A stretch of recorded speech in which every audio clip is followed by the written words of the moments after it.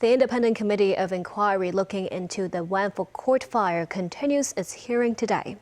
At the session was Director of Fire Services Yeung the highest-ranking government official to testify so far. Director of Fire Services Yeung arrived at City Gallery in Central this morning.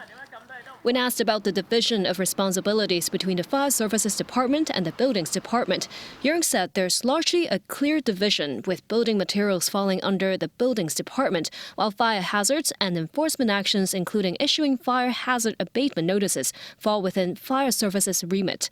But he said in practice, coordination with the Buildings Department is required to avoid overlapping enforcement. He admitted both departments could have collaborated better to deal with fire safety risks at the Tai Po estate, with shared responsibilities to oversee issues including the polyfoam boards and structural openings. Addressing earlier testimony that fire safety certificates were delayed owing to manual data input, Yeung says legislative amendments will be made to mandate electronic submission. He also admitted shortcomings in the handling of 999 emergency calls during the incident, so 30 additional emergency lines have been added this week. The committee also heard testimony from Tang Wing-Wah, Assistant Director of Fire Services overseeing New Territories North.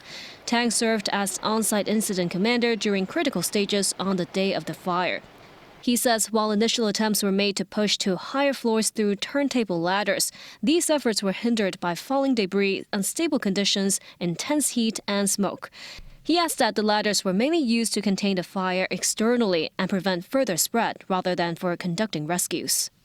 He says only one successful external rescue case of 3 people was reported at Wang Chung House.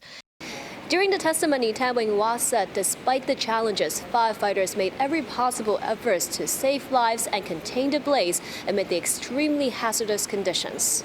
He added that the failure of the building's fire hydrant and water tank system significantly impacted operations, forcing crews to rely on heavy portable pumps weighing around 80 kilograms each. These had to be manually carried up narrow staircases, while pump vehicle pressure alone was insufficient to reach higher floors.